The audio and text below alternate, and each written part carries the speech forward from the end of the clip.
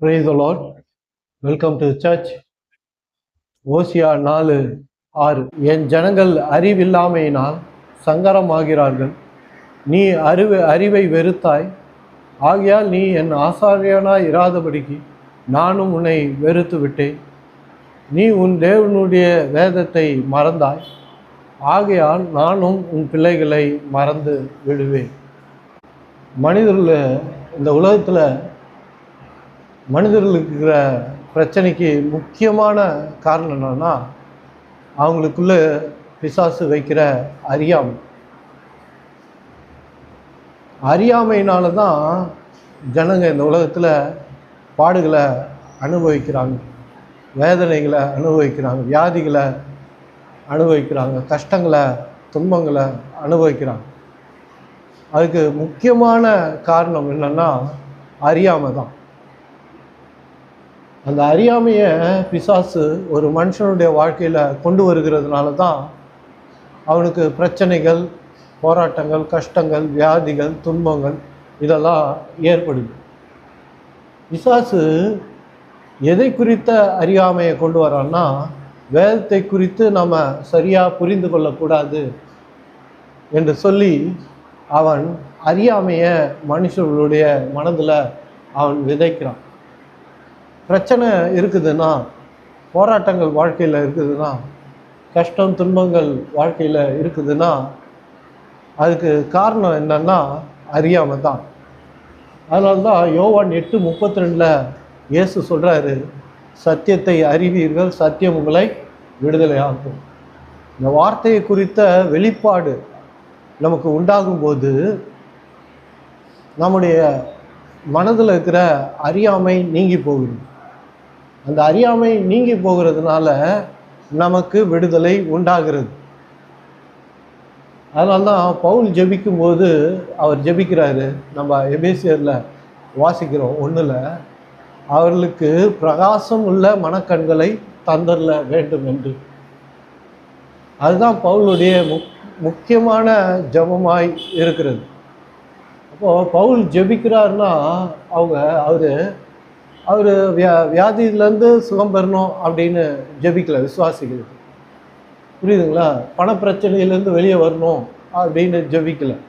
அதான் கவனிங்க, அவர் ஜெபிக்கிறது என்னன்னா, அவளுக்கு பிரகாசம் உள்ள மனக்கண்களை தந்தரலும் என்று ஜெபிக்கிறார். இந்த வார்த்தை குறித்த அறியாமை நம்ம உள்ளத்தில் இருக்குது. அப்போ இந்த வார்த்தை வெளிச்சமாக ஒளியாய் இருக்கிறது என்று வேதம் நமக்கு சொல்லுது. அப்போது வார்த்தையை நம்ம சரியாக புரிஞ்சுக்கிட்டோன்னா, வார்த்தையை சரியாக அறிஞ்சிக்கிட்டோன்னா, நம்ம எந்த காரியத்தில் விடுதலை இல்லைன்னு நினைக்கிறீங்களோ அந்த காரியத்தில் விடுதலையே நாம் பெற்றுக்கொள்ள முடியும். அதனால தான் இந்த வேதாகமும் நமக்கு ஒளியாய் இருக்கிறது என்று வேதம் சொல்லுது. அதனால தான் பிசாசு இந்த வேதாகமத்தை புரிந்து கொள்ளாதபடி செய்கிறான். அதனால தான் அவன் நம்முடைய மனக்கண்களை குருடாக்குறான். ஏன்னா நம்ம இந்த வார்த்தையை புரிஞ்சு கொண்டோம்னா இந்த உலகத்தில் நாம் விடுதலை அடைஞ்சிருவோம், நம்ம ஆசீர்வாதமாக இருப்போம். நம்ம மட்டும் ஆசீர்வாதமாக இருக்கிறது மட்டும் இல்லாமல் மற்றவர்களையும் நம்ம ஆசீர்வதித்து இந்த உலகத்தையே மாற்றி விடுவோம் என்று அவனுக்கு நல்லா தெரியும். அதனால் அவன் என்ன செய்கிறான்னா, நம்முடைய ஆவிக்குரிய கண்களை இருளடையும்படியாக வெளிச்சம்னா கர்த்தருடைய வார்த்தையோட வெளிப்பாடு தான் வெளிச்சம். நானே இந்த உலகத்தின் ஒளியாக இருக்கிறேன்ற. அப்போ ஒளினா இந்த டியூப்லைட் வெளிச்சத்தையோ சூரிய வெளிச்சத்தையோ நம்ம எடுத்துக்கக்கூடாது. கர்த்தர் எப்படி நமக்கு ஒளியாக இருக்கிறார்னா, அவருடைய வார்த்தை நமக்கு ஒளியாக இருக்குது. அவர் நமக்கு வார்த்தையை கொடுக்கும்போது இருளடைந்த மனிதர்களுடைய வாழ்க்கை வெளிச்சத்துக்குள்ளே ஒளி நிறைந்ததாக மாறுகிறது. அதனால தான் பைபிள் படிப்பது, அதை புரிந்து கொள்வது ரொம்ப முக்கியம். அதுதான் ரொம்ப வெளிப்பாட்டின் அறிவு, அதுதான் ரொம்ப முக்கியமாக இருக்குது. அதுதான் நாம் சபைக்கு வந்து வார்த்தையோட வெளிப்பாடுகளை நாம் பெற்றுக்கொள்கிறோம். 2 கொரிந்தியர் 4:3 தேவனுடைய சாயலாக இருக்கிற கிறிஸ்துவின் மகிமையான சுவிசேஷத்தின் ஒளி. எதை வெளிச்சம்னு அவர் குறிப்பிடுறாரு? அவருடைய வார்த்தையை குறிப்பிடுறார். வார்த்தையை குறித்த அறிவு. வார்த்தை மட்டும் அப்படியே ஆதி ஆகமத்துலேருந்து வெளிப்பாடு வரைக்கும் நம்ம படித்தோம்னா நம்ம வாழ்க்கை மாறிடாது. தெரிஞ்சுக்கிறீங்களா? அதை குறித்த வெளிப்பாடு நமக்கு உண்டாகணும், அதை குறித்த அறிவு நமக்கு உண்டாகணும். படிக்கிறது நல்லது. நானும் கூட ரொம்ப காலமாக ஆதி ஆகமத்திலேருந்து வெளிப்பாடு வரைக்கும் நிறைய படிச்சிருக்கேன். படிப்பது நல்லது. ஆனால் நம்ம விடுதலை பெறணும்னா இந்த சுவிசேஷம், இந்த வார்த்தையோட வெளிப்பாடுகளை நாம் அறிந்து கொள்ளணும், சரியாக புரிஞ்சுக்கணும் வார்த்தை. அதுதான் அப்போ இங்கே குறிப்பிடுறாரு, இந்த சுவிசேஷம் தான் நமக்கு வெளிச்சம். புரிஞ்சுங்க, வாழ்க்கையில் உடலில் வியாதி வந்துடுச்சுன்னா அதை நீங்கள் இருளாக பார்க்கணும். பணப்பிரச்சனை வந்துடுச்சு அப்படின்னா அது ஒரு இருளாக பார்க்கணும். வேலை இல்லைன்னா அது ஒரு இருளாக பார்க்கணும். குடும்பத்தில் பிரச்சனைனா அதை ஒரு இருளாக பார்க்கணும். ஏன்னா அங்கே வெளிச்சம் தேவைப்படுது. அந்த வெளிச்சம் என்னன்னா சுவிசேஷம், அதோட வெளிப்பாடு. ஒவ்வொரு காரியத்தை குறித்த வெளிப்பாடை நம்ம பெற்றுக்கொள்வோம்னா அதான் அந்த வெளிப்பாட்டை பிரசங்கத்தின் வழியாக தான் நம்ம பெற்றுக்கொள்ள முடியும். வார்த்தையை நீங்கள் வீட்டிலேருந்து, பிரதர் நான் சர்ச்சுக்கெல்லாம் போகல, நான் ஆதி ஆகமத்துலேருந்து வெளிப்பாடு வரைக்கும் நான் அன்னாடம் படிக்கிறேன் பிரதர், அன்னாடம் 10 சாப்டர் படிக்கிறேன் அப்படின்னா உங்களால் வேதத்தை புரிந்து கொள்ள முடியாது. ஏன்னா ஏன் சர்ச்சுக்கு வர்றது அவசியம்னா, வேதம் சொல்லுது பாஸ்டர்னு ஒருத்தரை சபையில் கர்த்தர் ஏற்படுத்தி இருக்கிறார்னு.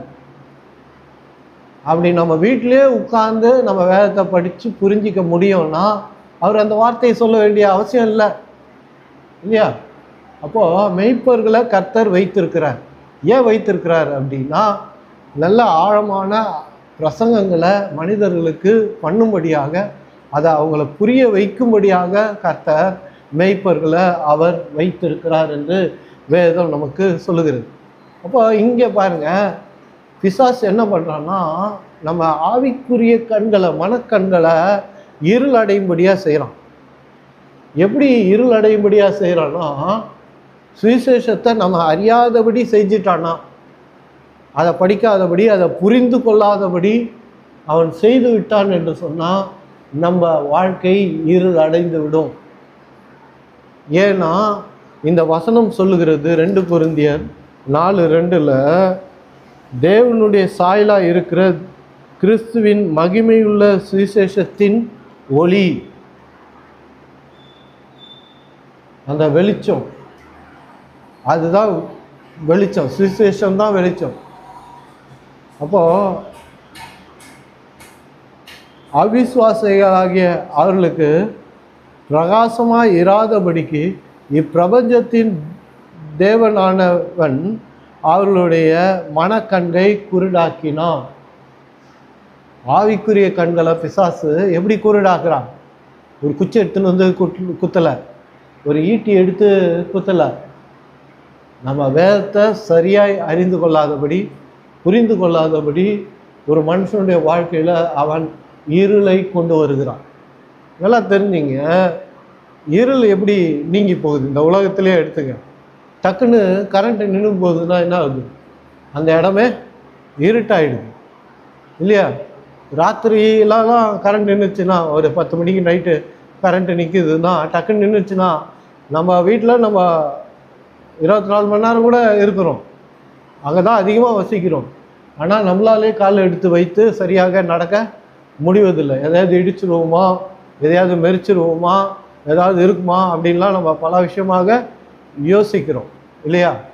அப்போது அந்த இருள் நீங்கணுன்னா எப்படி? கரண்ட்டு வந்துச்சுன்னா, வெளிச்சம் வந்துச்சுன்னா என்ன ஆகுது? அந்த இருள் ஆட்டோமேட்டிக்காக நீங்கி போகும். நீங்கள் லைட்டை போட்டிங்கன்னா இருள் அடம் பிடிக்காது.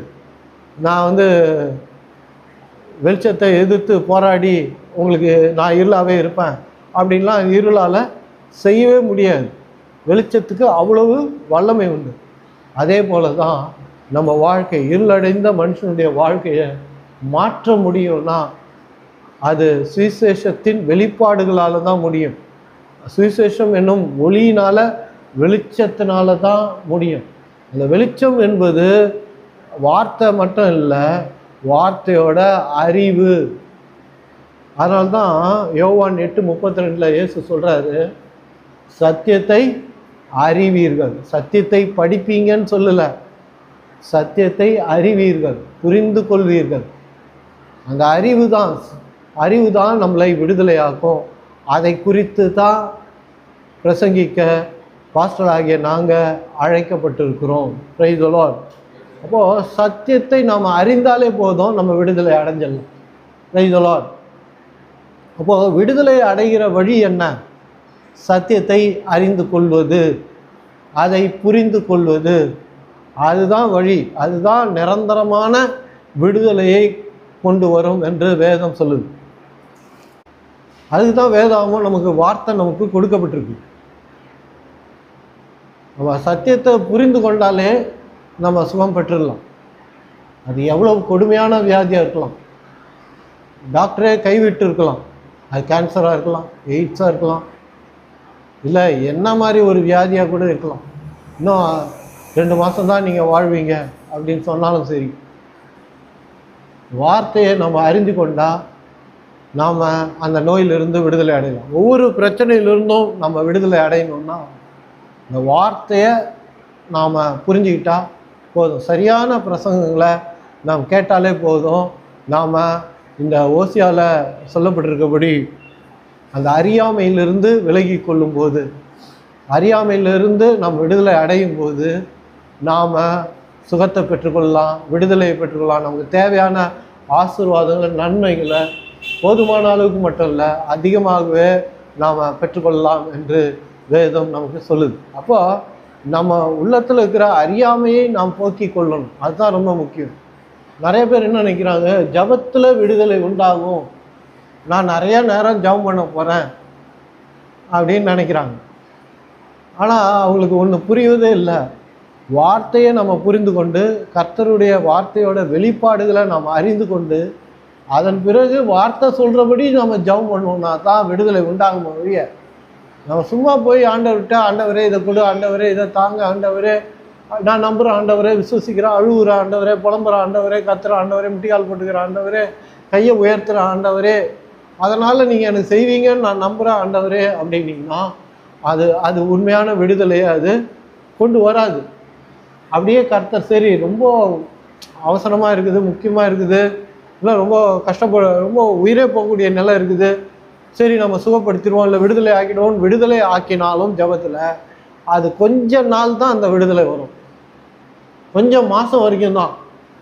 அதுக்குள்ளே நாம் வார்த்தையை சரியாக அறிந்து கொள்ளணும், அதை வெளிப்பாடுகளை பெற்றுக்கொள்ளணும். அறிந்து கொள்ளக்கூடிய சபைக்கு போய் அதை அறிந்து கொள்ளணும். அதுதான் அவர் கொஞ்சம் மாதங்களே கொடுக்குறாரு. 3-4 மாதம், 5 மாதம், 6 மாதம்னு கொடுக்குறாரு. அந்த வார்த்தைகளை புரிந்து கொண்டோன்னா அந்த சுகம் நமக்கு தக்க வச்சு கொள்ளலாம். இன்றைக்கி நிறைய உங்களுக்கு தெரியும், நிறைய பேர் வராங்க, சபைக்கு வராங்க, ஜெபம் பண்ணுறாங்க, விடுதலை அடைகிறாங்க வியாதியிலேருந்து. ஆனால் அந்த வியாதி கொஞ்சம் மாதத்தில் மறுபடியும் வந்து அவர்கள் என்ன ஆகுறாங்கன்னா அந்த வியாதியிலே மரித்து போகிறாங்க. அது நிறைய நீங்கள் கேள்விப்பட்டிருப்பீங்க. அதுக்கு காரணம் என்னென்னா, வேதத்தை குறித்த சரியான அறிவு இல்லாமல் போவதனால தான் மறுபடியும் அந்த வியாதியோ அந்த பிரச்சனையோ ரிப்பீட் ஆகுது. புரியுதுங்களா? ஏன்னா வேதம் அதை குறித்து என்ன சொல்லுது, அதை பற்றி என்ன பேசுது, அதை குறித்த ஆழமான வெளிப்பாடு என்ன, அது ஆவியானவரோட உதவியோடு நாம் ஜெபித்து அந்த வெளிப்பாடுகளை பெற்று நாம் ஜெபித்தோன்னா ஜபமே ஈஸியாக இருக்கும். அந்த ஜபத்தில் நம்ம விடுதலை பெறுவோம். அந்த விடுதலை நித்தியத்துக்கும் நம்ம வாழும் காலம் வரைக்கும் அந்த விடுதலையோடு கூட நாம் இருக்க முடியும். ஃப்ரெட் பிரைஸ் என்ற ஒரு பிரசங்கி இருந்தார், நல்ல ஆழமாய் பிரசங்கிக்கக்கூடியவர். நான்லாம் அவருடைய பிரசங்கங்களை கேட்டிருக்கேன், அதெல்லாம் யூடியூப்பில் இருக்குது. அவருக்கு நிறைய பேர் அதை கேட்டு பயனடைஞ்சிருக்கிறாங்க. அவர் எப்படி வாக்கு தத்தங்களை சொல்லி ஜெபம் பண்ணி ஒரு ஆசீர்வாதத்தை பெறணும் அப்படின்றத நிறைய போதித்திருக்கிறார் ஃப்ரெட் பிரைஸ். இப்போ தான் சமீப காலத்தில் இறந்துட்டார், இந்த கொரோனா டைமில் தான் இறந்துட்டார், 89வது வயதில். அவர் ஒரு முறை அவர் இப்படியெல்லாம் பிரசவம் பண்ணுவார். வார்த்தையினால் சுகம் உண்டாகும், வார்த்தையினால் விசுவாசம் உண்டாகும், வார்த்தையில் தேவனுடைய வல்லமை இருக்குது அப்படின்னு பிரசங்கம் பண்ணக்கூடியவர். சும்மா சாதாரண ஒரு கருப்பு அமெரிக்கனாக தன் ஊழியத்தை தொடங்கி கடைசியில் மிகப்பெரிய ஊழியத்தை செஞ்சார். ரோல்ஸ் ராய்ஸில் தான் போவார் அவர். ஆமாம், சொந்தமாக ரோல்ஸ் ராய்ஸ்லாம் வச்சுருந்தார்.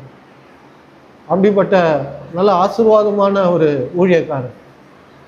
அவருக்கு ஒரு முறை இருதயத்தில் 1977 நினைக்கிறேன், இருதயத்தில் கட்டி வந்துடுச்சு. இயேசுவின் தழும்புகளால் சுகமானோன்னு அறிக்கையிட்டுக்கிட்டே இருந்தால், ஜபத்தில் காலையில் மத்தியானம் சாயந்தரம் இரவு அறிக்கையிட்டுட்டே இருந்தோம்னா வியாதியிலேருந்து சுகம் பெற்றுடலாம் அப்படின்னு அவர் நிறையா போதித்திருக்கிறார். அப்படி போதித்தவருக்கு இருதயத்தில் கட்டி டாக்டர் சொல்லிட்டாங்க, இன்னும் ஒரு 2 மாதத்துக்குள்ளே உங்கள் கதை முடிஞ்சிடும், உங்கள் வாழ்க்கை முடிஞ்சிடும், இதெல்லாம் ஆப்ரேஷன்லாம் பண்ணவே முடியாது அப்படின்னு சொல்லி டாக்டருங்கெல்லாம் கைவிட்டுட்டாங்க. அவர் யோசித்து பார்த்தாராம், நம்மளே பிரசவம் பண்ணோம், இயேசுவின் தழும்புகளால் நான் சுகமானேன் என்று நம்மளே பிரசவம் பண்ணியிருக்கிறோம், நம்மளே இந்த நேரத்தில் அதை நம்ம பின்பற்றணும், பயிற்றுவிக்கணும் அப்படின்னு சொல்லி காலையில் மத்தியானம் ராத்திரி இரவு என்று சொல்லி இயேசுவின் தழும்புகளால் நான் சுகமானேன், இயேசுவின் தழும்புகளால் நான் சுகமானேன், இயேசுவின் தழும்புகளால் நான் சுகமானேன்ட்டு காலையில் மதியானம் ராத்திரி எப்பப்போ நேரம் கிடைக்குமோ அப்போல்லாம் அறிக்கையிட்டாங்க. அப்படி அறிக்கை இடும்போது பார்த்தா இந்த இருதயத்தில் இருக்கிற கட்டி பெருசாகினே வந்துச்சான். அவர் தொட்டு பார்த்தாலே தெரியுமா, அந்த அளவுக்கு அவருடைய கட்டி அவ்வளோ பெருசாகிடுச்சான். அப்படியே 2-3 மாதம் 4-5 மாதம் பார்த்தீங்கன்னா ரொம்ப வலி கூட ஏற்பட்டு தான் பெருசாகிட்டே இருக்குதான். ஆனாலும் அவருடைய விசுவாசம், அவருடைய நம்பிக்கை தேவனுடைய வார்த்தையின் மேலே இருந்தது. சிம்பிளாக ஒரே லைன் தான், இயேசுவின் தழும்புகளால் நான் சுகமானேன். ரொம்ப கஷ்டமான ஜபம்லாம் கிடையவே கிடையாது, ஒரே ஒரு லைன் தான், ரொம்ப சிம்பிள் ப்ரேயர். அவர் அதை சொல்லிக்கிட்டே இருந்தாங்கன்னா 11ஆவது மாதம் அவர் சொல்கிறாரு, ஏஞ்சி ஒரு நாள் பார்த்தா அந்த கட்டியே இல்லை. அதுக்கப்புறம் அவர் 50 வருஷம் வாழ்ந்தார். அதுக்கப்புறம் அந்த கட்டியே அவருக்கு வரவே இல்லை. நல்லா திடாகாத்தமாக 89 வயசு வரைக்கும் பிரசவம் பண்ணார் நின்று. புரியுதுங்களா? இதுதான் தேவனுடைய வார்த்தையை புரிந்து கொள்வது, அறிந்து கொண்டு விசுவாசம் அந்த அறிக்கையிட்டு நம்ம ஜெபம் பண்ணும்போது அதை புரிந்து வேதத்தை சரியாக புரிஞ்சுக்கின்னா அந்த வார்த்தை எங்கே இருக்குதோ அங்கே இருளுக்கு வேலை இல்லை. ஏன்னா அந்த 2 கொரிந்தியர் 4 நம்ம வாசிக்கிறோம், சுவிசேஷம் என்னும் ஒளி. அந்த வெளிச்சம் நம் சிந்தனையில் வரும்போது, நம்ம சிந்தனையில் தான் வெளிச்சம் தேவைப்படுது. இன்னைக்கு கரண்ட் எல்லா இடத்துலையும் இருக்குது, எலக்ட்ரிசிட்டி எல்லா இடத்துலையும் இருக்குது. எங்கள் தெருவுலலாம் பார்த்தீங்கன்னா புயல் அடித்தாலும் அடித்து முடிச்ச 2 மணி நேரத்தில் கரண்ட்டு கொடுத்துட்றாங்க. ரோடெல்லாம் மரம் கிடக்கும், ஃபுல்லாக ஊரெல்லாம் மரம் கிடக்கும், ஊரெல்லாம் லைட் இருக்காது, எங்கேயுமே இருக்காது. எல்லாம் ஒரு இங்கேயே பாண்டிச்சேரியிலே 3 சில இடங்கள்லாம் 3 நாளைக்கு கூட வராத இடம்லாம் இருக்குது. ஆனால் எங்கள் வீட்டிலலாம் பார்த்தீங்கன்னா புயலை அடித்து மரமே கீழே விழுந்தாலும் 2 மணி நேரம் இல்லை 3 மணி நேரத்தில் மறுபடியும் லைட்டை கொடுத்துருவாங்க. ஏன் நான் சொல்கிறேன்னா, ஃப்ரான்ஸ்லலாம் பார்த்தீங்கன்னா 50 வருஷமாக கரண்ட்டே போகலன்றான், கரண்ட்டே நிற்கலன்றான் ஃப்ரான்ஸ்லலாம். ஆமாம், கரண்ட்டு நின்று அவங்க பார்த்ததே கிடையாது. ஓகேங்களா? அந்த வெளிச்சம் ஈஸியாக நியூக்ளியரை கொண்டு இன்றைக்கி ஈஸியாக ஆட்டம்ஸை உடச்சி அவங்க கரண்ட்டுகளை ஈஸியாக கொடுக்குறாங்க. அது நமக்கு எல்லாருக்குமே வருது. ஆனால் நம்முடைய மனசுக்கு வெளிச்சம் வேணும், ஒளி வேணும், சிந்தனைக்கு ஒளி வேணும். இங்கே வெளிச்சம் இல்லாமல் நாம் எவ்வளோ தான் ஜெபம் பண்ணாலும் சரி, நம்ம 10 மணி நேரம் ஜெபம் பண்ணலாம், இல்லை ஒரு நாளைக்கு 24 மணி நேரமும் ஜெபம் பண்ணலாம், அப்படிலாம் செய்ய முடியாது. சொல்கிறேன், ஒரு இதுக்காக சொல்கிறேன். இல்லை மாதக்கணக்காக ஜெபம் பண்ணலாம். ஏன் அந்த காரியத்தில் விடுதலை பெற முடியல, ஏன் அந்த சுகத்தை நம்மளால் அடைய முடியலன்னா, அந்த வார்த்தை நம்முடைய சிந்தனைக்குள்ளே போகலை. அந்த வார்த்தை சிந்தனைக்குள்ளே போகணும்னா நாம் என்ன செய்யணும்னு வேதம் சொல்லுது, நம்ம அறிக்கை இடணும். வார்த்தையை அறிக்கை இடும்போது நம்முடைய சிந்தனையில் வெளிச்சம் உண்டாகிறது. அந்த வெளிச்சம் நமக்கு அந்த ஆசீர்வாதத்தை, அந்த ஒளி நமக்கு அந்த இருளை நீக்கி அந்த வெளிச்சத்தை, அந்த ஒளியை நமக்கு கொண்டு வருகிறது. புரியுதுங்களா? ஆவியானவரை குறித்து நம்ம பிரசங்கங்களை கேட்டு வருகிறோம். ஒரு 2 வாரமாக ஆவியானவரை குறித்து போதித்து வருகிறோம்.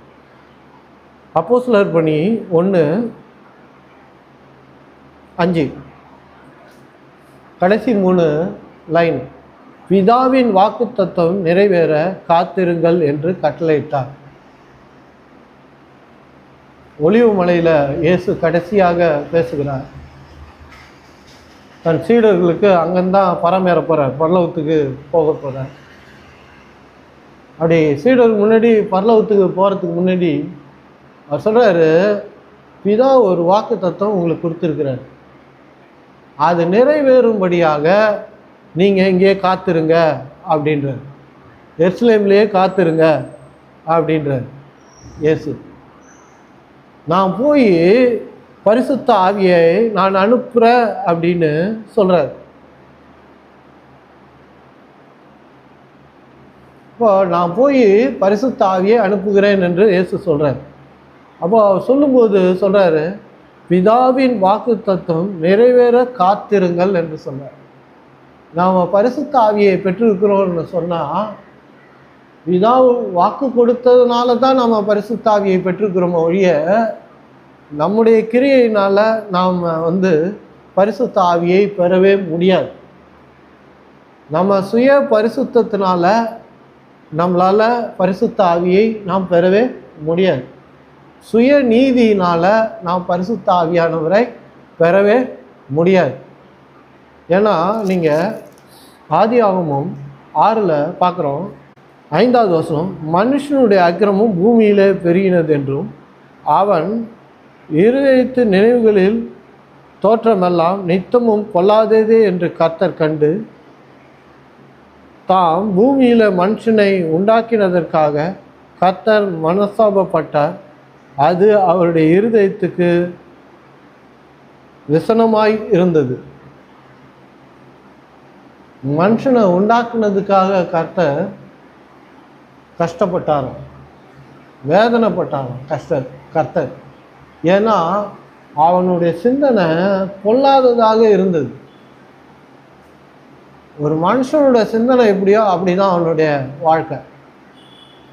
ஒரு மனுஷனுடைய சிந்தனையில் பாவ எண்ணங்களும் பாவ சிந்தனைகளும் அவனுக்குள்ள ஆழமாக இருக்குன்னா அவன் பாவம் செய்கிறவனாக இருப்பான்.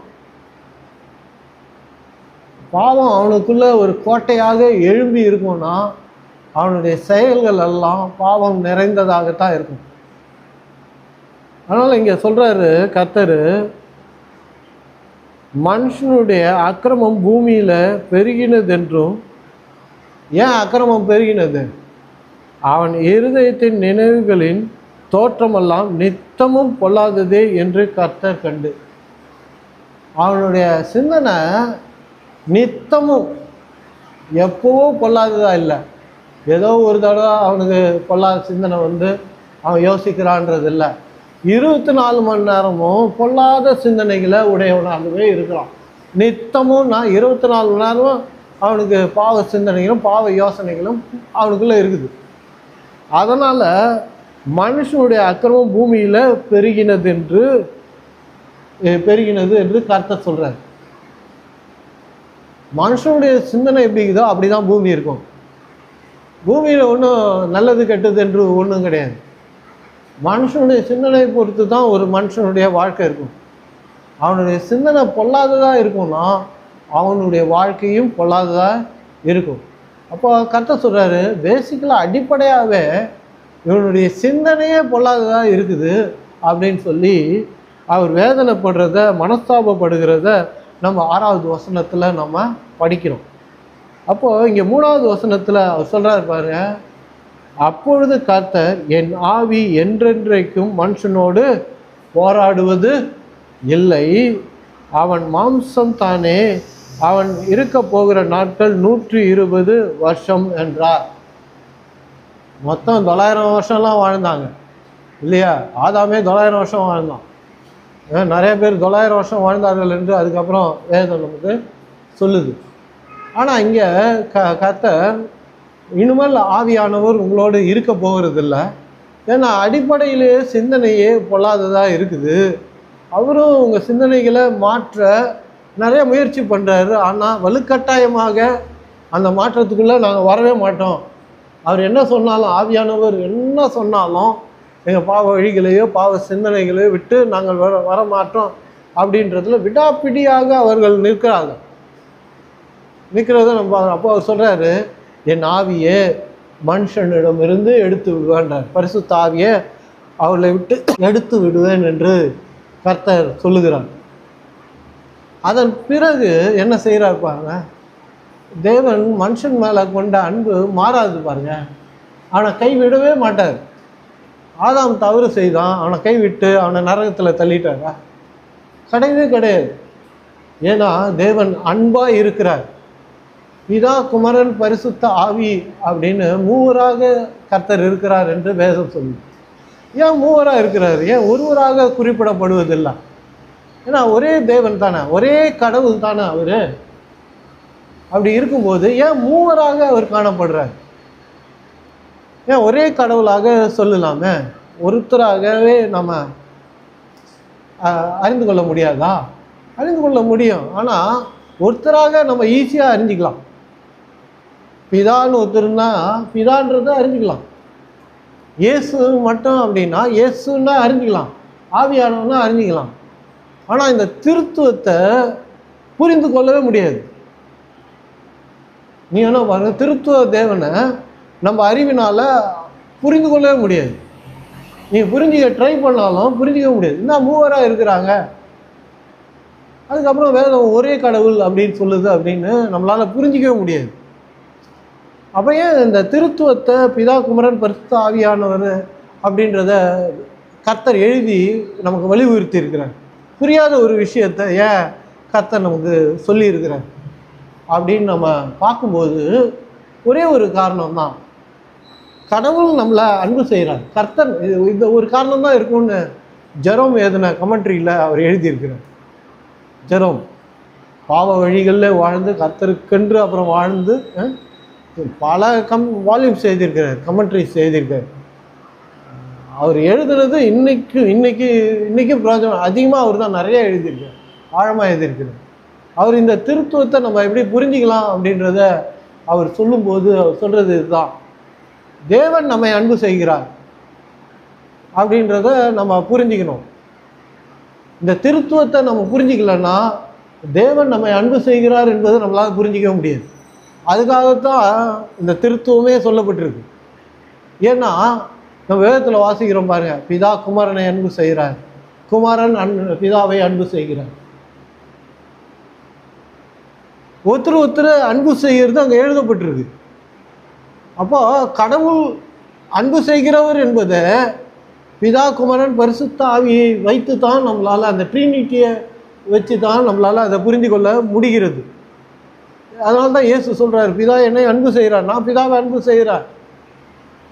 ஆவியானவர் கர்த்தருடைய, பிதாவின், குமாரனுடைய அன்பாக இருக்கிறார்னு வேதம் சொல்லுது.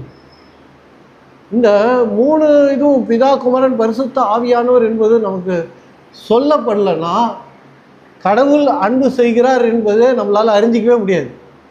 எப்படி நம்மளால் புரிஞ்சிக்க முடியும்? கடவுள் என்ன அன்பு செய்கிறாருன்னா அவருடைய குணாதிசயமே அது இல்லையே, அவர் அப்படி இல்லையே அப்படின்னு சொல்லிடுவோம்.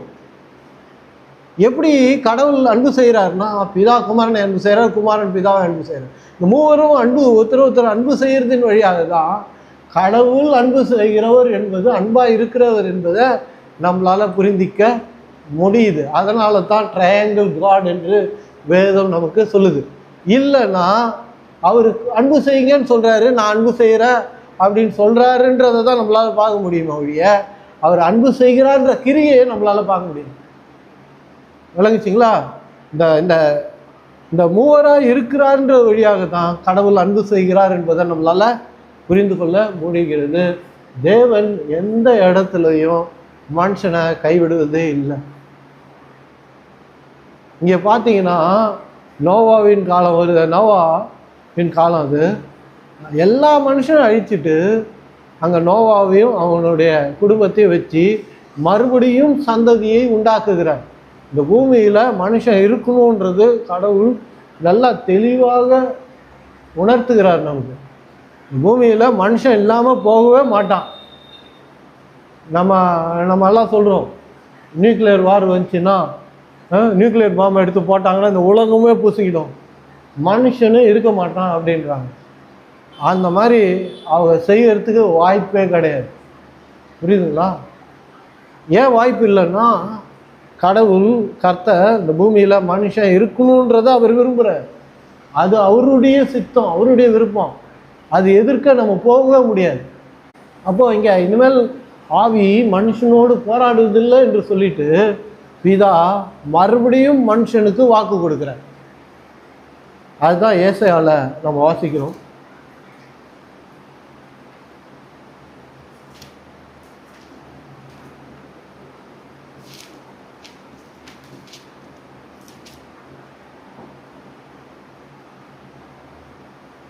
நாற்பத்தி 4:3 தாகமுள்ளவன் மேல் தண்ணீரையும் வறண்ட நிலத்தின் மேல் ஆறுகளையும் ஊற்றுவேன். என் சந்ததியின் மேல் என் ஆவியையும் என் சந்தானத்தின் மேல் என் ஆசீர்வாதத்தையும் ஊற்றுவேன். கர்த்தர் சொல்கிறாரு, தீர்க்கதரிசனமாக சொல்கிறாரு. சிலுவைக்கு பிறகு பெந்தகோஸ்து நாள் அன்று எல்லார் மேலேயும் ஆவியை ஊற்றுவேன் என்று சொல்கிறார். யாருக்கெல்லாம் ஆவியானவர் மேலே தாகம் இருக்குதோ அவர்களெல்லாம் ஆவியை பெற்றுக்கொள்ளலாம் அப்படின்னு சொல்லுது. அதான் சொல்ற, தாகமுள்ளவன் மேல் தண்ணீரையும் வறண்ட நிலத்தின் மேல் ஆறுகளையும் ஊற்றுவேன். உன் சந்ததியின் மேல் என் ஆவியையும். அது சொல்லும்போது சொல்ற பாருங்க, வறண்ட நிலத்தின் மேல் ஆறுகளையும் ஊற்றுவேன். தாகம் உள்ளவனுக்கு தண்ணியை கொடுக்கறது போல வறண்ட நிலத்துக்கு எவ்வளோ தண்ணீர் தேவைப்படுமோ அந்த தேவைகளுக்கு அந்த அளவுக்கு தண்ணீரையும் கொடுப்பது போல இதோ மனுஷனுக்கு நான் ஆவியை கொடுக்க போகிறேன் அப்படின்னு. வறண்ட நிலத்துக்கு தண்ணி தேவை இல்லையா? தண்ணியை எதிர்பார்க்குது. அது எப்படி எதிர்பார்க்குதோ வறண்ட நிலம், அதை போல் ஆவியை நான் கொடுப்பேன் விசுவாசிகளுக்கு. ஒருத்தருக்கு தாகம் எடுத்ததுன்னா அவங்களுக்கு எவ்வளோ அந்த நேரத்தில் தண்ணி முக்கியமாக இருக்கும் பாருங்க. அந்த மனிதர்களுக்கு நான் தண்ணீர், ஒரு மனுஷனுக்கு அந்த தண்ணீர் கிடைக்கிறது போல ஆவியானவரை தாகமுள்ள இருதயத்தின் மேலே நான் ஊற்றுவேன் என்று சொல்கிறேன். அதனால் இங்கே சொல்கிறார் பாருங்க, யோவானில் 4:14 நான் கொடுக்கும் தண்ணீரை குடிக்கிறவனுக்கு ஒரு காலம் தாகம் உண்டாகாது. நான் அவனுக்கு கொடுக்கும் தண்ணீர் அவனுக்குள்ள நித்திய ஜீவ காலமாய் ஊறுகிற ஊற்றாய் இருக்கும். அப்போ கர்த்தர் சொல்றாரு, இங்க வார்த்தை குறித்தும் இந்த வசனம் சொல்லுது, தண்ணீர் ஆவியை குறித்தும் சொல்லுது. சொல்றாரு, நான் கொடுக்கும் தண்ணீரை குடிக்கிறவனுக்கு ஒரு காலம் தாகம் உண்டாகாது. அப்படின்னா என்ன அர்த்தம்? அவனுக்கு நான் அதிகமான தண்ணியை குடிப்பேன். யாருக்கு தாகம் உண்டாகாது? நிறைய தண்ணி குடிக்கிறவங்களுக்கு தான் தாகம் உண்டாகாது இல்லையா? இந்த மழை காலத்துலலாம் பார்த்தீங்கன்னா தாகம் அதுக்குள்ள ரொம்ப சீக்கிரம் எடுக்காது.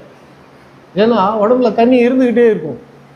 அதனால் அவ்வளோ சீக்கிரம் தாகம் எடுக்காது. அதே போல் கர்த்தர் சொல்கிறாரு, இங்க நான் கொடுக்கும் தண்ணீரை குடிக்கிறவனுக்கு தாகமே உண்டாகாதுன்றார். அப்படின்னா நான் ஆவியை, பரிசுத்த ஆவியை அவ்வளவு நான் கொடுப்பேன் என்று சொல்கிறார்.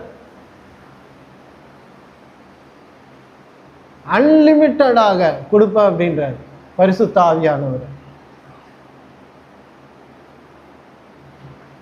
தாகமே இனிமேல் பரிசுத்த ஆவியானவர் தேவை என்பதே உணராத அளவுக்கு, பரிசுத்த ஆவியானவர் மேல தாகமே இல்லாத அளவுக்கு பரிசுத்த ஆவியை நான் உங்களுக்கு தருவேன் அப்படின்றார்.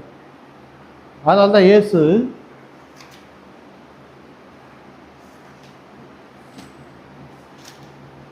யோவான் 14:16 2 வாரமாக இந்த வசனத்தை பார்த்துக்கிட்டே இருக்கிறோம். ஏன்னா அது உங்கள் மனசில் ஆழத்தில் பதியணும் இல்லையா? நான் பிதாவை வேண்டிக் கொள்வேன், அப்பொழுது என்றென்றைக்கும் எப்பொழுதுமே ஒரு வினாடி கூட நம்மளை விலகாமல் உங்களோடு கூட இருக்கும்படிக்கு சத்திய ஆவியாகிய வேறொரு தேற்றவாளரை அவர் உங்களுக்கு தந்தருள்வார். யாரு? பிதா தந்தருள்வார். ஒரு வினாடி கூட அவர் நம்மளை விட்டு நீங்கி போக மாட்டாங்க, நம்மளை விட்டு அகன்று போக மாட்டாங்க. நம்ம ரட்சிக்கப்பட்ட நாளிலிருந்து இந்த உலகம் முடியும் காலம் வரைக்கும் அவர் நம்ம கூட இருப்பார். அதுக்கு நாம் என்ன செய்யணும்? அவர் கூட இருக்கிறதுக்கு நாம் என்ன செய்யணும்? இயேசு சொல்றார் பாருங்க, யோவான் 7:39, தம்மை விசுவசிக்கிறவர்கள் அடைய போகிற ஆவியை குறித்து இப்படி சொன்னார். ஆவியை குறித்து சொன்னார்னா அதுக்கு முன்னாடி வசனத்தை நம்ம கண்டிப்பாக வாசிக்கணும். வேத வாக்கியம் சொல்லுகிறபடி என்னிடத்தில் விசுவாசமாக இருக்கிறவன் எவனோ அவன் உள்ளத்தில் ஜீவ தண்ணீர் நதிகள் ஓடும். அவன் உள்ளத்திலிருந்து ஜீவ தண்ணீர் உள்ள நதிகள் ஓடும்ன்ற.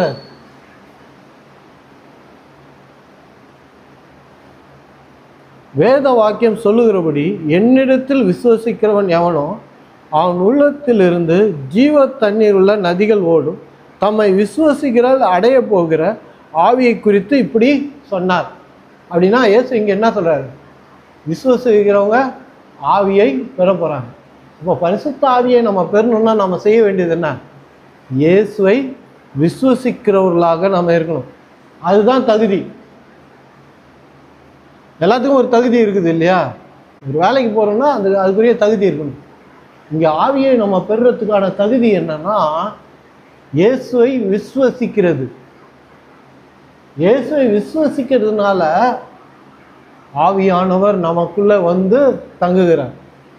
அப்போ யோவான் 14 இயேசு சொல்றபடி என்றென்றைக்கும் தங்கும்படி. நீங்க விசுவாசிகளா இருக்கிறீங்களா? இயேசுவை விசுவசிக்கிறவர்களாக நீங்க இருக்கிறீங்களா? உங்களுக்கு ஆவியானவர் கொடுக்கப்பட்டு இருக்கிறார். இனிமேல் கொடுக்கப்பட போகிறது இல்லை. ஆவியை இயேசு ஜபத்தினால பெறுவதில்லை, விசுவாசத்தினால பெறுகிறது தான். இயேசுவை நாம் விசுவசித்தாலே ஆவியானவர் நம்ம கூட இருக்கிறார்.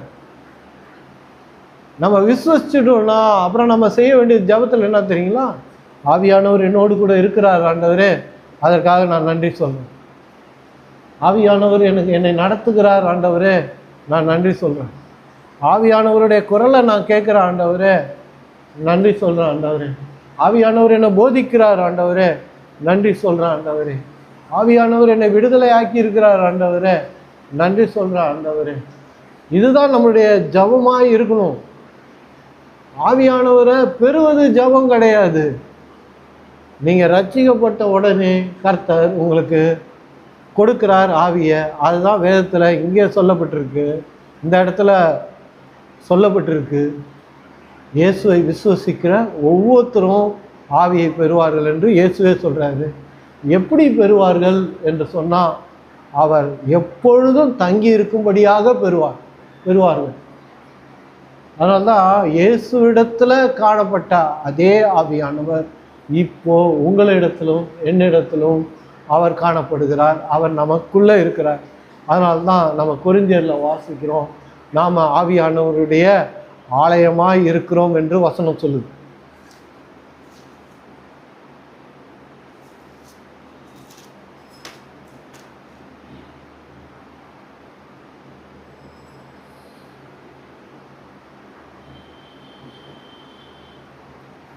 ஒன்று கொரிந்தியர் 3:16, நீங்கள் தேவனுடைய ஆலயமாய் இருக்கிறீர்கள் என்றும் தேவனுடைய ஆவி உங்களுக்குள் வாசமாக இருக்கிறார் என்றும் அறிந்திருக்கிறீர்களா? கேள்விக்குறியோடு சொல்றார் பாருங்க. அதுக்கு புரியுது. கொரிந்தியர் சபைக்கு சொல்லும்போது சொல்றாரு, நீங்க தேவனுடைய ஆலயமா இருக்கிறீங்க. நீங்க ரட்சிக்கப்பட்ட பிறகு நீங்க தாங்க கடவுளுடைய ஆலயம், நீங்க தான் கர்த்தருடைய கோயில். உங்களுக்குள்ள தான் கடவுள் வாசம் செய்கிறார். எந்த கட்டடத்துக்குள்ளே இல்லை. எந்த சர்ச் என்று பலகை போட்டிருக்கு பாருங்க, எந்த கட்டடத்துக்குள்ளேயும் கர்த்தர் இல்லை. புதிய ஏற்பாட்டை பொறுத்த வரைக்கும் பழைய ஏற்பாட்டில் நம்ம வாசிக்கிறோம் ஆசாரிப்பு கூடாரத்தில் கர்த்தர் இருந்தார் என்று. அது பழைய ஏற்பாடு. பிறகு அது கல் கட்டடமாக மாறிச்சு. அதுக்குள்ளே இருந்தார் என்று வேதம் சொல்லுது. இருந்தார், அங்கே தங்கி இருந்தார், இல்லைன்னா சொல்லவே முடியாது. அது பழைய ஏற்பாடு. புதிய ஏற்பாட்டில் எந்த கட்டடத்துக்குள்ளேயும் இல்லை. நம்ம தங்கத்தில் வைரத்தில் எதில் வேணால் கட்டடத்தை கட்டி வச்சுருக்கோம், ஆனால் அதுக்குள்ளே கடவுள் இல்லை. அது கூடுகிற இடம் தானே ஒழிய கடவுள் 24 மணி நேரம் அதுக்குள்ளே இருக்கிற இடம் கிடையாது. சொல்கிறார் பாருங்க, நீங்கள் தேவனுடைய ஆலயமாய் இருக்கிறீர்கள் என்றும். நீங்கள் ரட்சிக்கப்பட்ட போது கடவுள் உங்களை ஆலயமாக மாற்றிட்டார். அவர் தங்குகிற இடமாக, வாசம் செய்கிற இடமாக நாம் மாறிட்டோம்.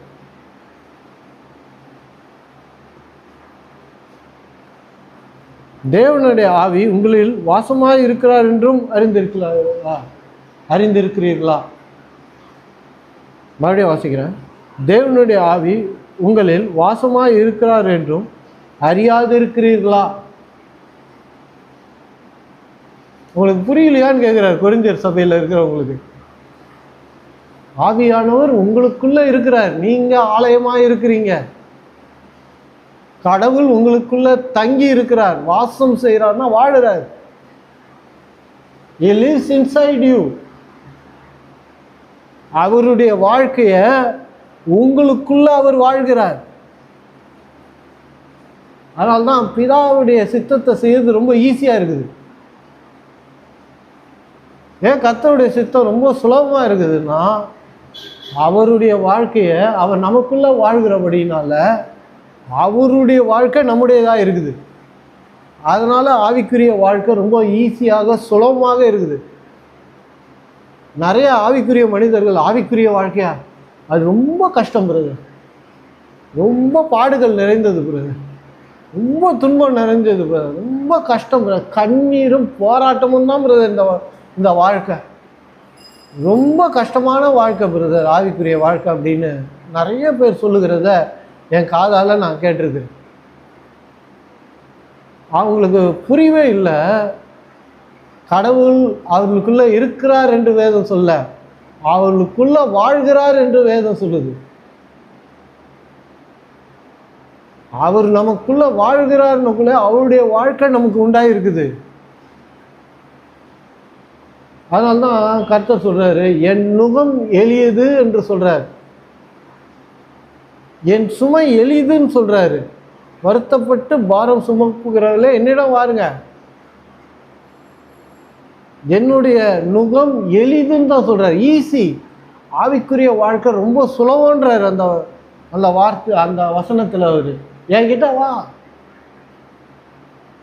இந்த உலகம் நமக்கு கொடுக்குற துன்பம், வியாதி, பிரச்சனைகள், போராட்டம், பிரிவுகள், பாவம், சாபம், இயற்கை சீற்றம், அழிவு, இதெல்லாமே பாரம், மனுஷனை பாரம் அழுத்துது.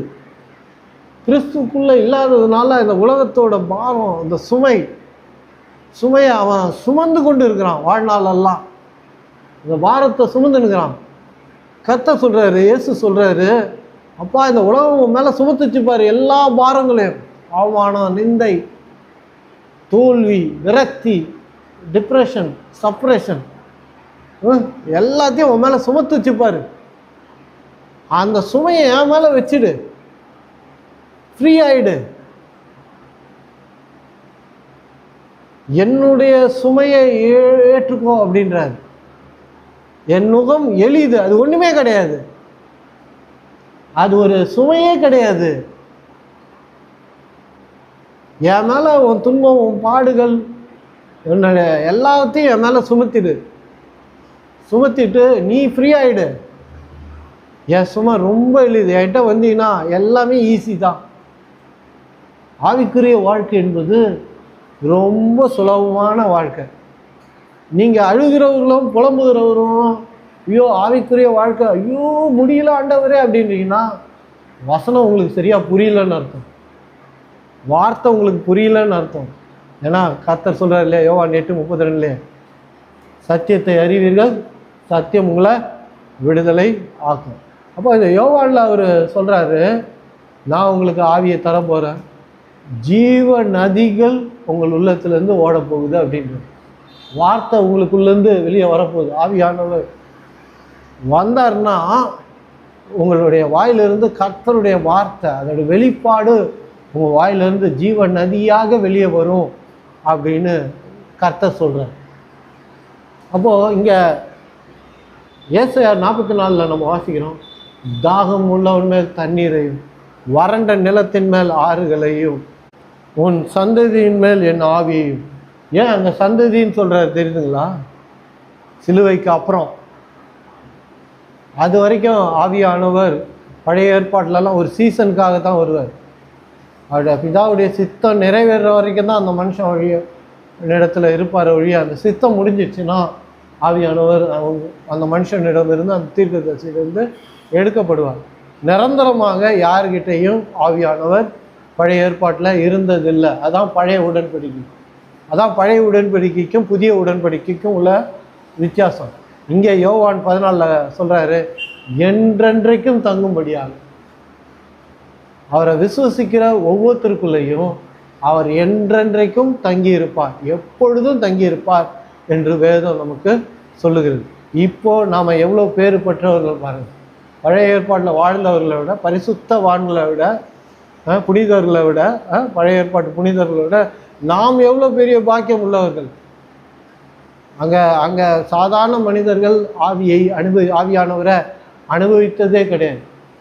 தீர்க்கதரிசிகளும் ராஜாக்களும் தான் அனுபவித்தாங்க, வேற யாருமே அனுபவிக்கலை ஆவியானவர். அவங்களும் கூட கர்த்தருடைய வேலை அவங்க வழியாக நிறைவேறுற வரைக்கும் தான் ஆவியானவர் அவங்களுக்கு கொடுக்கப்பட்டு அவங்க அனுபவித்தாங்களே வரைய, அதன் பிறகு அவங்ககிட்ட ஆவியானவர் கிடையாது. ஆனால் இங்கே புதிய ஏற்பாட்டில் பெந்தகோஸ்து பிறகு இயேசுவின் மேலே விசுவாசம் கொள்கிற ஒவ்வொரு மனுஷனுக்கும் ஆவியானவர் கொடுக்கப்பட்டிருக்கிறார். அவர் தங்குகே இருக்கிறார் என்று வேதம் சொல்லுது. நமக்குள்ள வாழ்கிறார் என்று வேதம் சொல்லுகிறது. நமக்குள்ள வாசமாக இருக்கிறார் என்று வேதம் சொல்லுது. அப்போது புதிய ஏற்பாட்டில் எந்த தீர்க்கதரிசியும் பெறாத அனுபவத்தை, பழைய ஏற்பாட்டில் எந்த தீர்க்கதரிசியும் எந்த புனிதர்களும் பெறாத ஒரு அனுபவத்தை இந்த நாளில் நாம் பெற்றிருக்கிறோம். Praise the Lord. ஏன் பெற்றிருக்கிறோம்? அதான் கவனிங்க. ஆவியை ஏன் பெற்றிருக்கோம்? அப்படிதான் வாக்கு கொடுத்திருக்கிறார், அதனால் ஆவியை பெற்றிருக்கோம். அந்த வாக்கு எப்படி நிறைவேறுச்சு அப்படின்னா, சிலுவையில் இயேசு பரிசுத்த ஆவியை நம்ம என்றென்றைக்கும் பெரும்படியான விலைக்கிரயத்தை தம்முடைய இரத்தத்தை சிந்தினதன் மூலமாக அவர் செலுத்தினார். விலைக்கிரயத்தை இரத்தத்தின் வழியாக செலுத்தினதுனால, விலையேற பெற்ற இரத்தத்தினால செலுத்தினதுனால நாம் ஆவியை பெற்றிருக்கிறோம். புரியுதுங்களா? அந்த இயேசுவின் இரத்தத்தோட மகத்துவம் அதுதான். நாம் ஒவ்வொரு முறையும் தவறுகள் செய்யும்போது ஆவியானவர் நமக்குள்ளே தான் இருக்கிறார். அவர் தவறு செய்கிறான் அப்படின்ட்டு போயிடல. ஆதியாகமம் 6 இவனுடைய இருதயம் பொல்லாப்பா இருக்குது, ஆவியை எடுத்துடல. புதிய ஏற்பாட்டில் அந்த ஆவிக்குரிய மனுஷன் விசுவாசி தவறு செய்யும் போதும் ஆவியானவர் உள்ளதான் இருக்குது. ஏன்னா இயேசு சொல்றாரு, என்றென்றைக்கும் அவர் தங்கியிருப்பார். அவர் சொல்ல பாவம் செய்யும் போது விலகி போயிடுவார்னு. அவர் வந்துட்டார்னா, உள்ள தங்கிட்டார்னா, அவர் என்றென்றைக்கும் உங்களோடு தங்கியிருப்பார். ஏன் அவர் என்றென்றைக்கும்? நம்ம தவறுகள் சில சமயத்தில் செய்யும்போது கோவப்பட்டதே தவறு தான் பைபிளில், பயப்படுறதே பாவம் தான் பைபிளில். புரியுதுங்களா? நீங்கள் நினச்சி அது விபச்சாரம் செஞ்சால் தான் தப்பு, திருடினா தான் தப்பு அப்படின்றத நீங்கள் நினச்சி, அது பொய் சொன்னாலும் தப்பு தான், பாவம் தான். பொய் சொன்னாலும் விபச்சாரத்துக்கு ஈக்குவலான பாவம் தான். திருடுறதுக்கான ஈக்குவலான பாவம் தான் பொய் சொல்கிறதும் பயப்படுறதும் கூட. விபச்சாரம் செய்கிறதுக்கு இணையானது தான் கோவப்படுறதுன்ற பாவம் கூட. ஏன்னா அதே மாம்சத்தின் கிரியைன்னு தான் எழுதப்பட்டிருக்கு. விளங்குச்சிங்களா? அப்படி நம்ம கோவப்படலையாண்ணா டக்குன்னு ஏதோ ஒரு விஷயம் கோவப்பட்டுடுறோம் இல்லையா? கடைக்கு போகிறோம், ஏதாவது பொருள் வாங்க போகிறோம், நமக்கு அப்புறம் ஒருத்தர் வந்து கேட்டப்போ அந்த கடைக்காரர் அவங்களுக்கு கொடுத்தா நமக்கு டக்குன்னு கோவம் வந்துடுது இல்லையா? எல்லாருக்கும் வருதுன்னு சொல்லல, சில சமயம் எனக்கு வருது. அதாவது அப்போ ஆவியானவர் என்னை விட்டு போயிட்டுருக்கணும் இல்லை. ஏன் ஆவியானவர் நமக்குள்ளே இருக்கிறார்? இந்த நிலையில ஏன் இருக்கிறார்னா, இயேசு ஆவியானவர் நமக்குள்ளே தங்கி இருக்கும்படியான விலைக்கிரயத்தை சிலுவையில் செலுத்தி இருக்கிறார். தம்முடைய சொந்த இரத்தத்தை சிந்துகிறது வழியாக அவர் பரிசுத்த ஆவியானவரை பெறக்கூடிய விலையை நாம் பெறக்கூடிய, என்றைக்கும் தங்கி இருக்கும்படியாக நம்ம பெறக்கூடிய ஆவியை பெறக்கூடிய விலையை சிலுவையில் அவருடைய இரத்தத்தின் வழியாக நமக்கு கொடுத்துருக்கிறார். சபை எப்படி உண்டாச்சுன்னு நீங்கள் நினைக்கிறீங்க? இந்த சபையானாலும் சரி, உலகத்தில் இருக்கிற ஒவ்வொரு சபையும் எப்படி உண்டாச்சு? எதனால் உண்டாச்சு? இயேசு சிலுவையில் சிந்தின ரத்தத்தினால தான் உண்டாச்சு. அந்த அஸ்திவாரத்தில் தான் இந்த இந்த கட்டடம் எழும்பினது. இந்த கட்டடம் இல்லை, ஆவிக்குரிய சபை என்ற கட்டடம் எழும்பிச்சு. அப்போஸ்தலர் பணி 20வது அதிகாரம் 28வது வசனம். ஆகையால் உங்களை குறித்தும் தேவன் தம்முடைய சுயதினத்தினால சம்பாதித்து கொண்ட தமது சபையை மேய்ப்பதற்கு பரிசுத்த ஆவியை உங்களுக்கு கண்காணிகளாக வைத்து மந்தையை முழுவதையும் குறித்து எச்சரிக்கையாக இருங்கள்.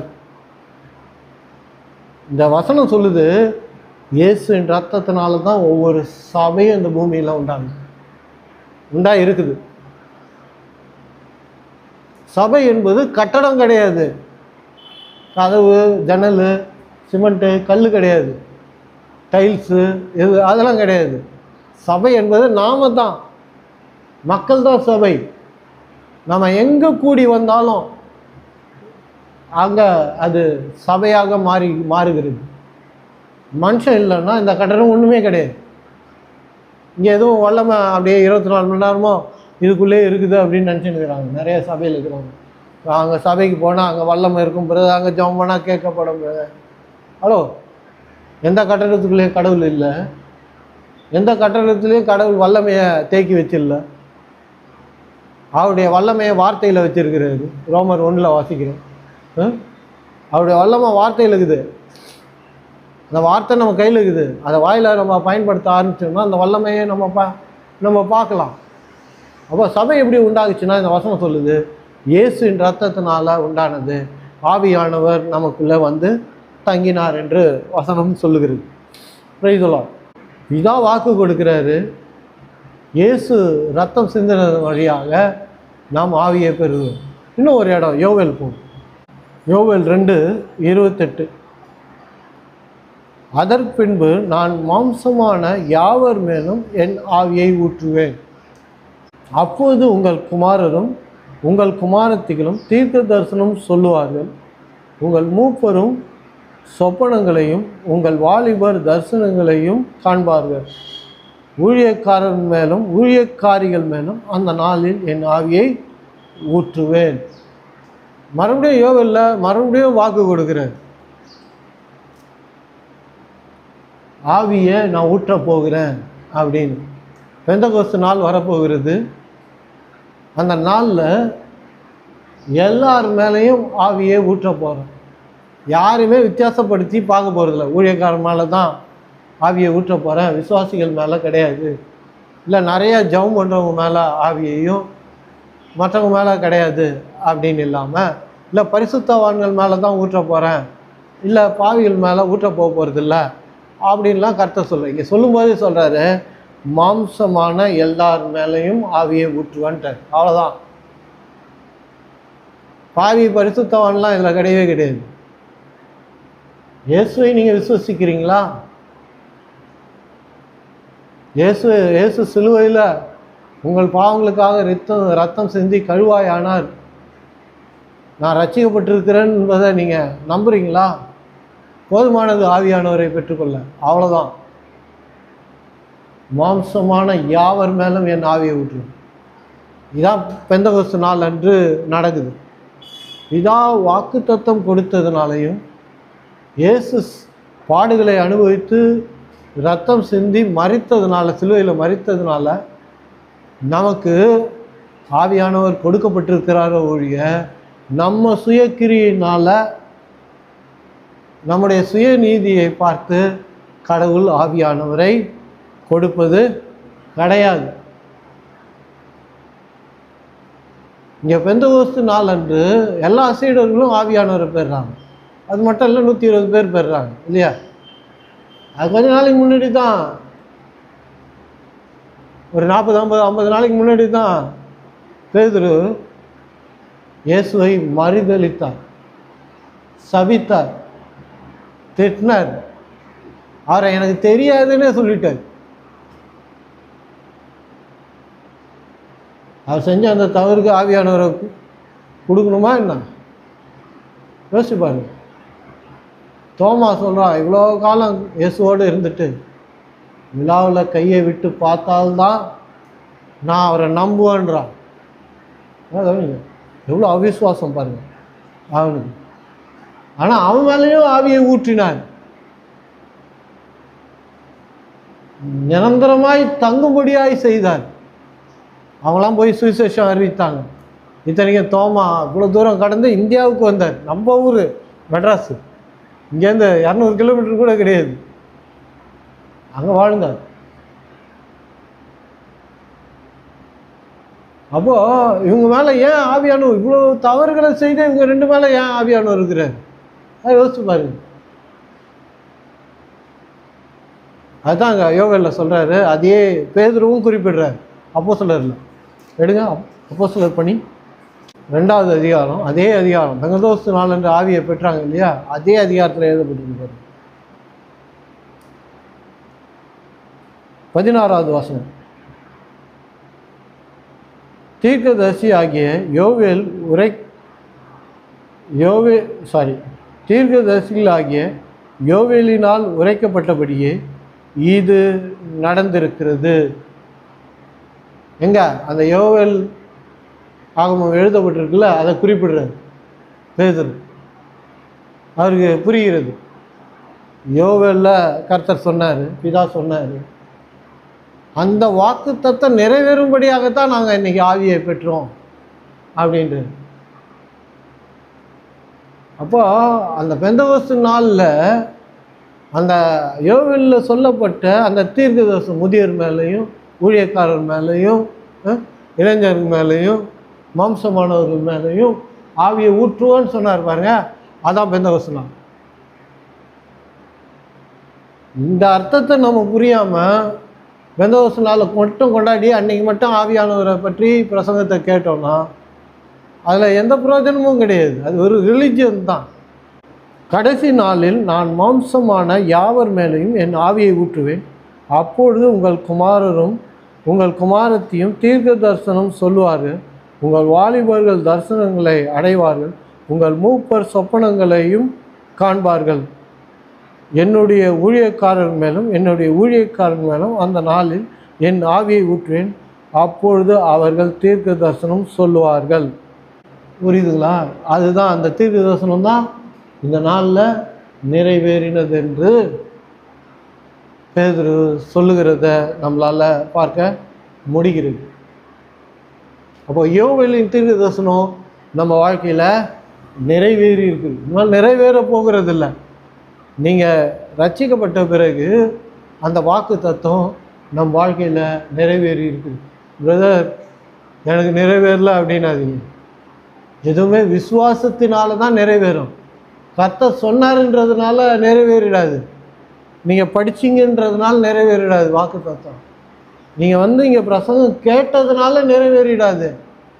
அந்த வார்த்தையை விசுவசிக்க தெரியணும் இல்லையா? ரோமர் 10:17 வாசிச்சிங்கன்னா வார்த்தை எப்படி விசுவசிக்கிறது என்று எழுதப்பட்டிருக்கு. அது நீங்கள் படிச்சிங்கன்னா தெரியும். விசுவாசம் கேள்வியினால் வரும், கேள்வி தேவனுடைய வார்த்தையிலிருந்து வரும்.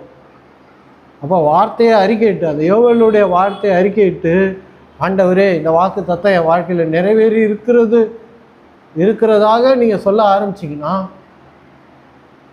அது அதோட கிரியைகளை அதன் செயல்களை உங்களால் பார்க்க முடியும். அப்போது ஆவியானவர் நமக்குள்ளே இருக்கிறாருன்னா நம்முடைய சுய கிரியையினால், சுய பரிசுத்தத்தினால, சுய நீதியினால், சுய முயற்சியினால் அவர் இல்லை. நம்முடைய பரிசுத்தத்தினால அவர் இல்லை. நான் பரிசுத்தப்படுத்திக்கணும், ஆவியானவர் எனக்குள்ளே வருவார், அவருடைய வல்லமை எனக்கு கிடைக்கும், அதை கொண்டு நான் நல்லா ஊழியம் செய்வேன் அப்படின்னு நீங்கள் நினைக்கிறீங்கன்னா அப்படி கிடையாது. கடவுள் நினைக்கிற பரிசுத்தத்தை ஒரு காலம் மாம்சத்தில் இருக்கிற மனுஷனால் அடையவே முடியாது. சிம்பிளாக இதை புரிஞ்சுக்கணுன்னா, கடவுள் எப்படி பரிசுத்தமாக இருக்கிறாரோ அந்த பரிசுத்தத்தை நாம் அடைய முயற்சி பண்ணுறோன்றது தான் உண்மை. அவர் பரிசுத்தமாக இருக்கிற மாதிரி நம்மளால் இருக்க முடியுமா அப்படின்னா முடியவே முடியாது. No man is perfect. அதனால்தான் பிதாவுடைய வாக்கு தத்தம் நிறைவேறும்படியாக காத்திருங்க. இந்த சிலுவையில் நான் ரத்தம் சிந்தி அந்த வாக்கு உங்கள் வாழ்க்கையில் நிறைவேறும்படியாக, அந்த வாக்கு உங்கள் கைக்கு வரும்படியாக நான் செஞ்சிட்டேன், காத்துருங்க, என்னை விசுவசிங்க, நீங்கள் ஆவியை பெறுவீங்க என்று கத்த சொல்லுங்க. பிரியமான சகோதரனே சகோதரியே, கர்த்தர் உங்களுக்கு ஆவியை கொடுத்திருக்கிறார். நித்தியத்துக்கும் உங்களோடு இருக்கும்படியாக ஆவியை கொடுத்திருக்கிறார்.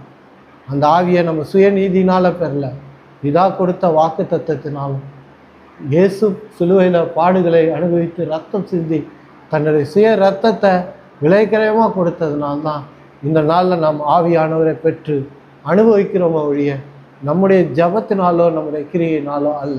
Praise the Lord and God bless.